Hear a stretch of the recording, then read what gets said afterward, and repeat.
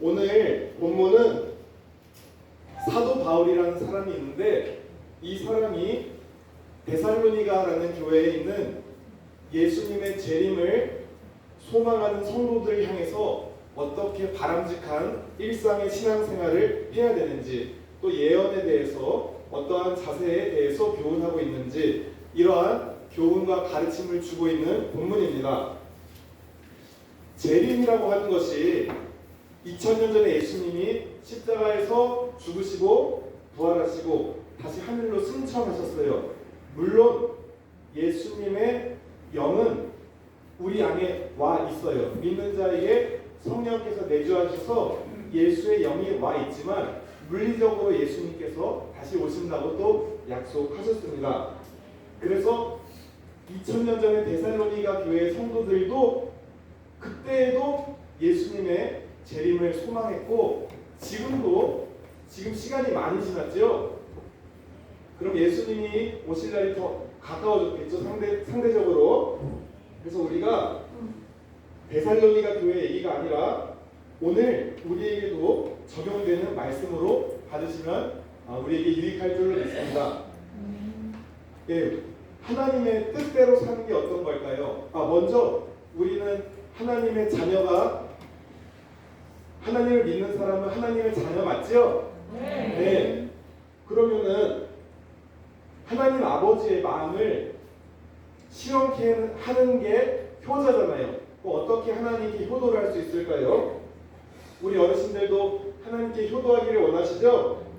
네. 그런데 저도 이제 아이가 한 명 있지만은 아이가 부모의 뜻을 모르고 내가 맞다고 생각하는 방식대로 그렇게 부모님에게 열심히 행한다면 그게 효도일까요? 예를 들어서 부모님 입장은 장성한 자녀가 용돈만 보내주는 것뿐만 아니라 될 수 있으면 정기적으로 방문도 하고 안부 전화도 하면서 그렇게 돈만 보내주는 것이 아니라 그런 걸 원하는 것인데, 이 자녀가 부모의 뜻을 모르고 그 뜻을 묻지도 않고 우리 부모님은 내가 자꾸 전화하고 방문하는 걸 귀찮아할 거야 라고 생각하면서 그렇게 자기 열심으로 자기 방식대로 부모님을 섬긴다면 그게 참된 효도일까요?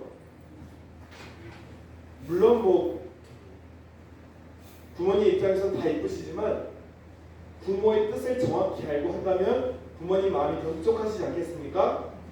네, 말씀드렸듯이 우리는 남녀노소 모두 다 하나님의 자녀예요. 그래서 오늘 어떻게 하나님의 뜻을 바로 알고 그 뜻에 순종해야 되는지, 어떻게 하나님 기뻐하시는 삶을 살 수 있을지 제가 오늘 성경 말씀을 가지고 살펴보고자 합니다.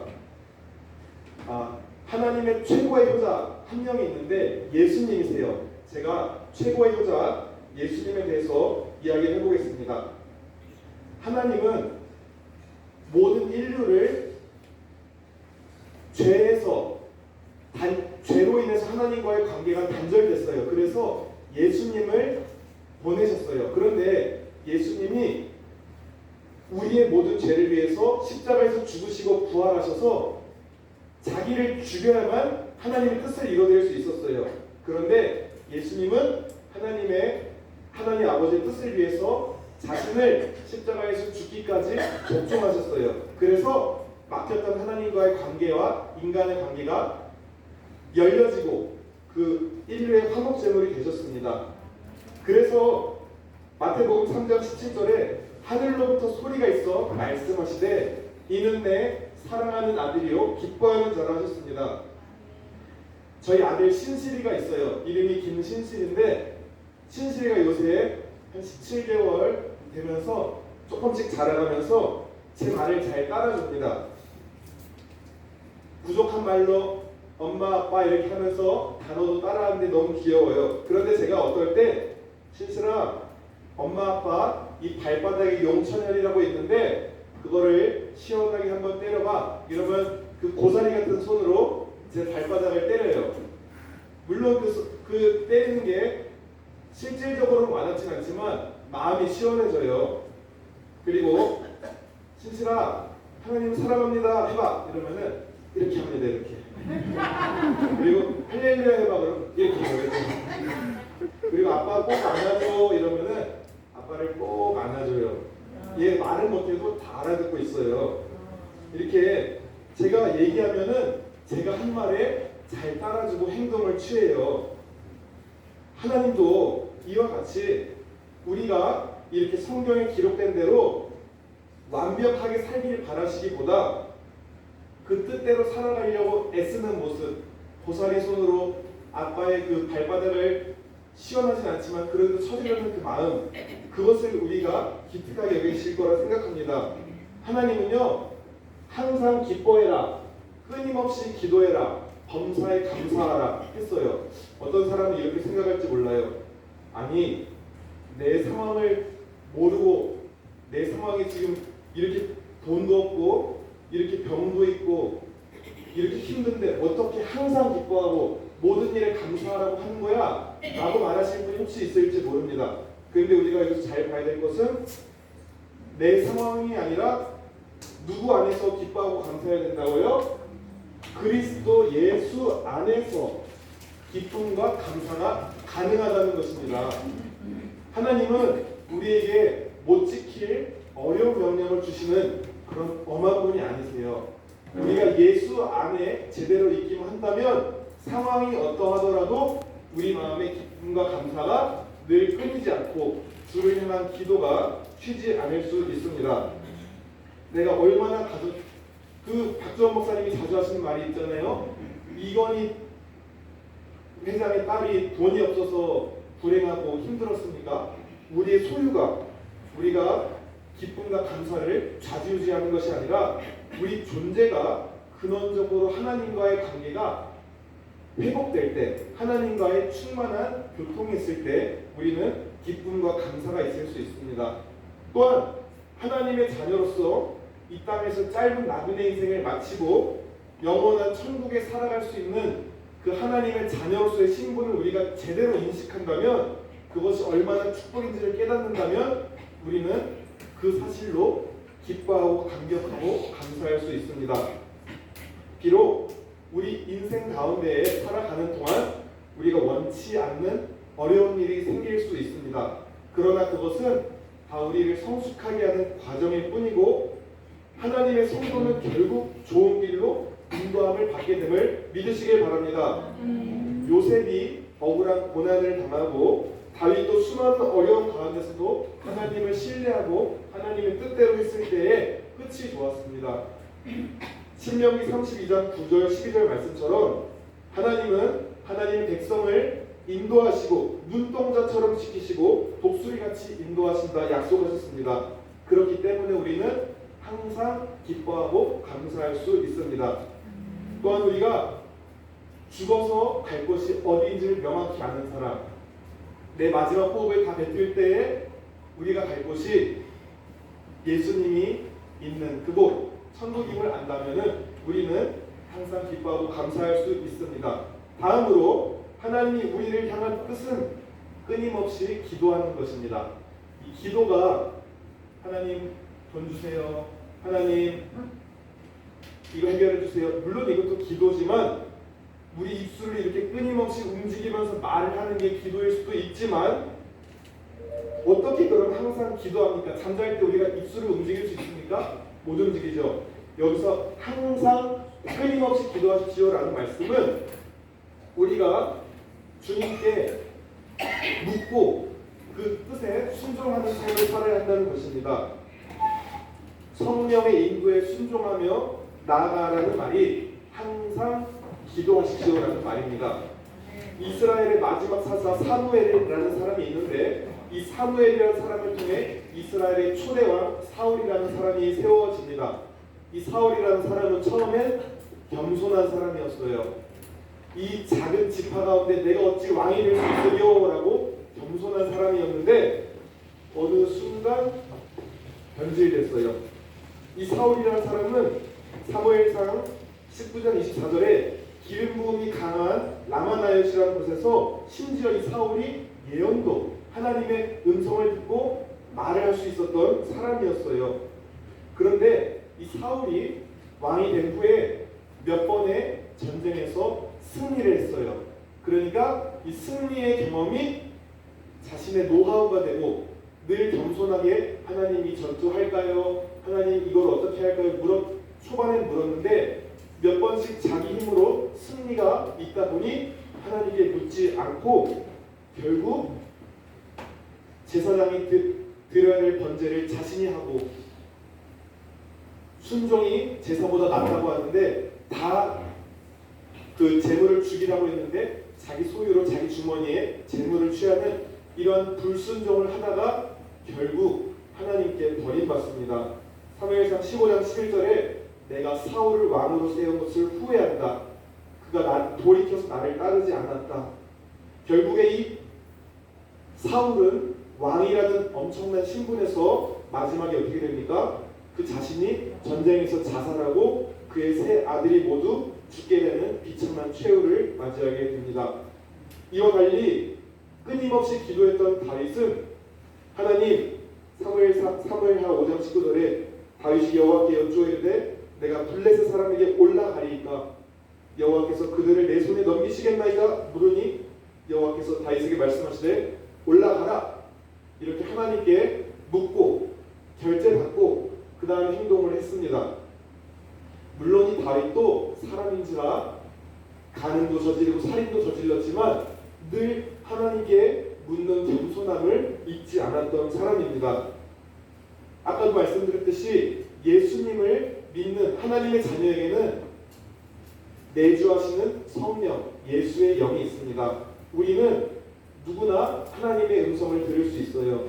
그래서 그 성령의 음성에 때때로 귀찮아 이번만은 내가 그냥 내 뜻대로 하고 싶다. 나를 싫어하는 사람은 어떻게 살아갈 수 있어? 이번만은 내 뜻대로 할게.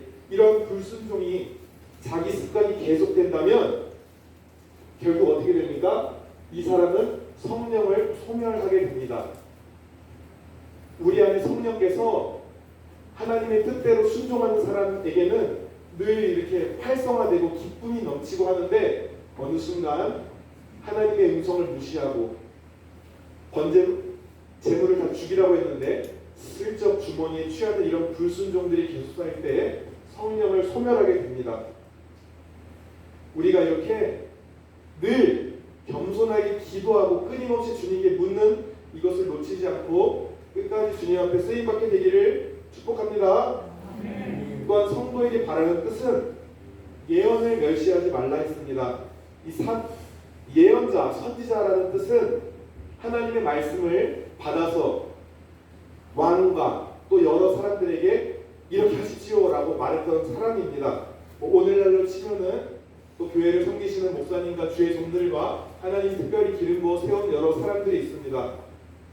물론 이 예언이라는 것은 기록된 성경 말씀 예언이 먼저고요. 그 바탕 위에서 때때로 하나님이 세우신 주의 종들을 통해서 말씀이 나갈 때가 있어요. 그런데 어떤 사람은 그 말씀을 무시합니다.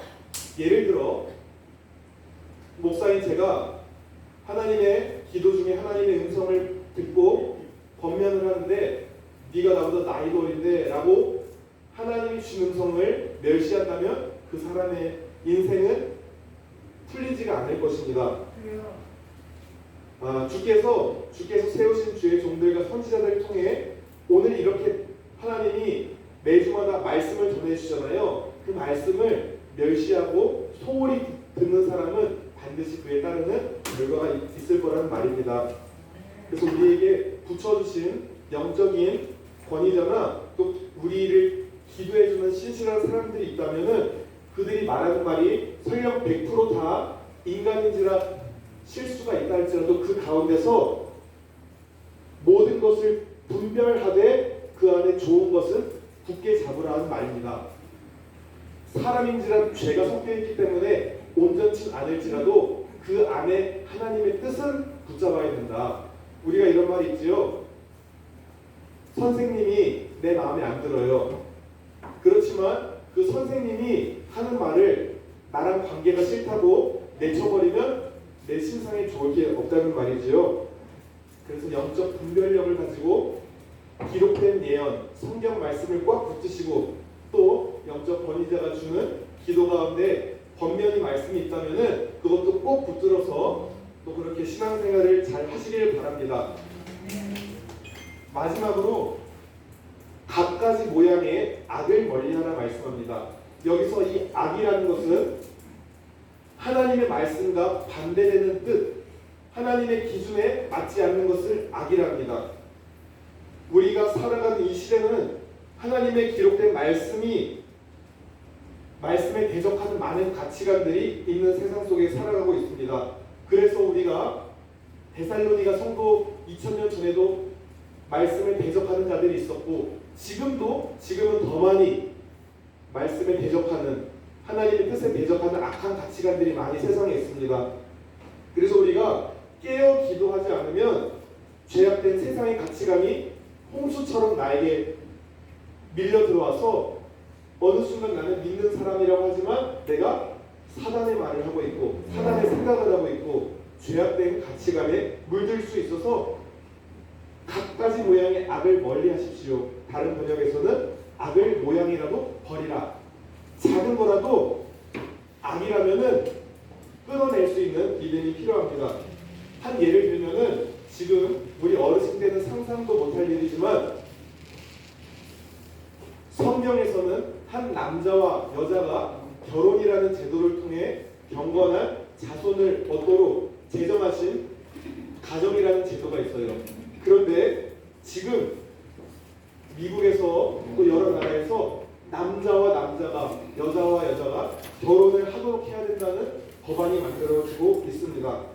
2023년 4월 24일 미국의 방송 매체를 통해 나온 이야기입니다. 미국에서 전미 체육협회가 있는데 생물학적 남성, 저 같은 남성이 여성 체육 종목에 참가를 허락했어요. 아무리 운동신경이 좋은 여자지만 여성이랑 남성이 체육 경기를 하면 여성분들 뭐 기분 나쁘게 듣지 마십시오. 이게 게임이 됩니까?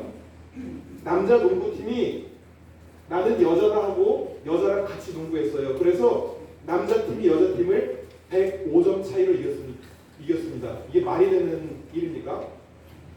또한 헬스장과 공중 목욕탕에서 트랜스젠더와 소수자의 권리를 존중해야 한다면서 나는 여자야 라고 말하기만 하면은 그 사람이 자신의 정체성에 따라서 여자 탈의실도 이용할 수 있는 끔찍한 일이 벌어지고 있고 미국 교도소에서는 수감자들이 나는 여자라고 하면은 그 한 방에서 살 수밖에 없는 그 공간에 거부의 남자들이 같이 생활을 해서 임신도 하게 되는 이런 비참한 일들이 벌어지고 있는 것을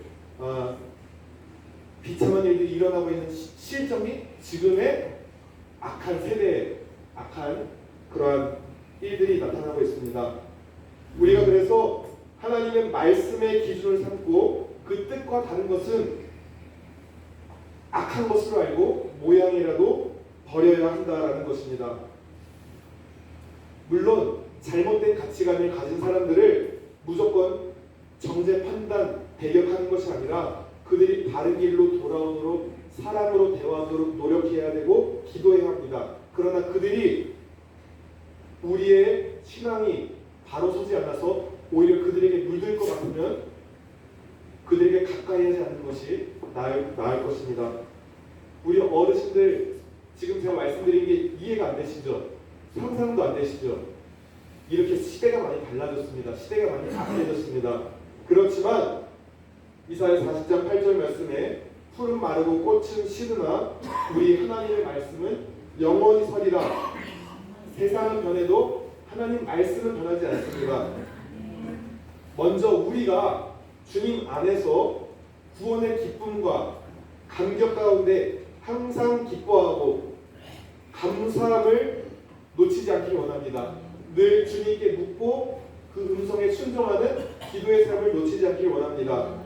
그래서 우리에게 또 때때로 말씀과 또 우리에게 붙여진 영적 리더가 어떠한 말을 할 때에 잘 분별하고 그 안에서 좋은 것들은 굳게 잡아서 신앙생활에서도 또 승리하시길 바랍니다.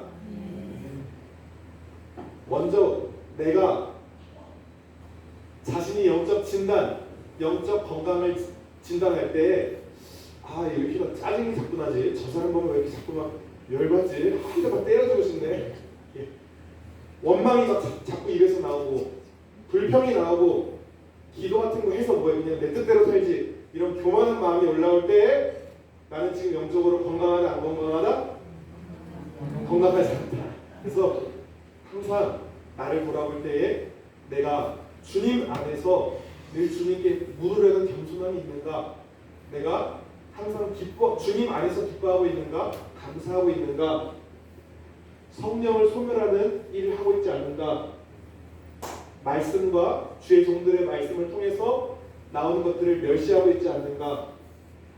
갖가지 모양의 악을 허용하고 있지 않는가?